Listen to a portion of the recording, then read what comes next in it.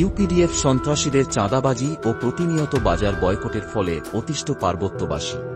সম্প্রতি রাঙামাটির কাউখালী উপজেলায় নারী সমাবেশে অংশ নেওয়া অতিথিদের ওপর হামলার প্রতিবাদে উত্তপ্ত পুরো এলাকা। এই ঘটনায় জড়িতদের গ্রেপ্তার ও শাস্তির দাবিতে কাউখালী বাজার বর্জনের ডাক দিয়েছে ইউপিডিএফ সন্ত্রাসীরা। তবে এটি প্রথম নয়। গত ৮ জুন তাদের বিরুদ্ধে চাঁদাবাজির প্রতিবাদ করায় বাঘাইহাট বাজারেও পণ্য ব্যবসার উপর নিষেধাজ্ঞা জারি করে তারা।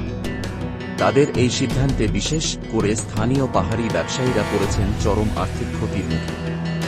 এই বাজার বয়কট ও পণ্য নিষেধাজ্ঞার শিকার হচ্ছেন সাধারণ খেটে খাওয়া মানুষ।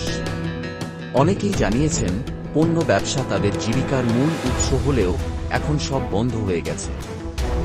স্থানীয়দের মতে, এ ধরনের অগণতান্ত্রিক সিদ্ধান্ত শুধু অর্থনৈতিক ক্ষতিই নয়, বরং পাহাড়ে সামাজিক অস্থিরতারও বড় কারণ হতে পারে। যেখানে শান্তি ও উন্নয়নের আশায় দিন গুনছে সাধারণ মানুষ, সেখানে ইউপিডিএফ সন্ত্রাসীদের আরোপিত নিষেধাজ্ঞা ও হুমকি আজ পাহাড়ের অর্থনীতিকে ধ্বংসের মুখে ঠেলে দিচ্ছে।